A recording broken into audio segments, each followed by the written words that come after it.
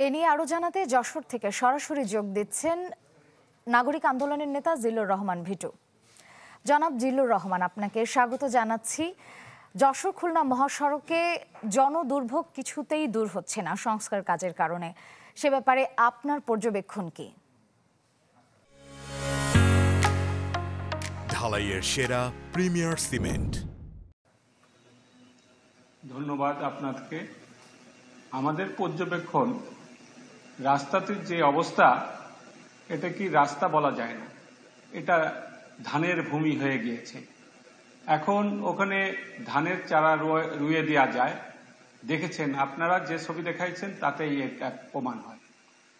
এখানে দুর্নীতি হচ্ছে প্রধান কারণ এই সমস্যার।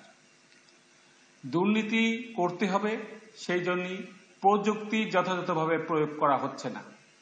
প্রয়োগ না করে অপরিকল্পিতভাবে যেভাবে কাজ হওয়ার কথা সেভাবে না করে সময়ের স্বল্পতা, যানবাহন চলাচলের অজুহাত দেখিয়ে হচ্ছে নষ্ট করা হচ্ছে এবং এক্ষেত্রে দুর্নীতি করা হচ্ছে।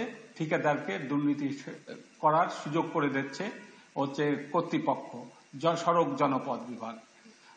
এ বিষয়ে নাগরিকদের প্রতিরোধ গড়ে তোলার দরকার, সোচ্চার হওয়ার দরকার এবং সরকার যদি এদিকে দৃষ্টি না দেয়, এইভাবেই বারে বার ৩২১ কোটি টাকা, ১৭২ কোটি টাকা সবই পানিতে যাবে।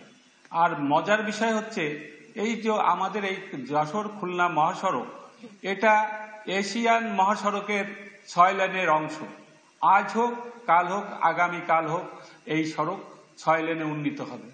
এই যে ১৭২ কোটি টাকা দিয়ে জোড়াতালি দিয়ে করা হচ্ছে, এই টাকাটা তো যখন ওই কাজ আগামীকাল শুরু হবে, তখন এই টাকাটা সম্পূর্ণ অপচয় হচ্ছে এবং অপচয় হবে। যদি ওই এশিয়ান মহাসড়কের নকশা অনুযায়ী ওই ১৭২ কোটি টাকার কাজ করা হতো, তাহলে পারে ওই সময় এইটা মাইনাস করেই কাজটা করা সম্ভব হতো।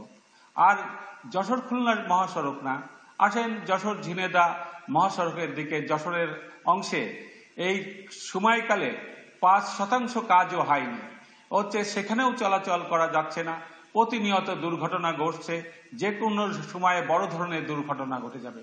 এরকম একটি অবস্থার ভিতর দিয়ে আমরা চলছি। আমরা এর থেকে পরিত্রাণ চাই, দ্রুত সময়ে পরিত্রাণ চাই।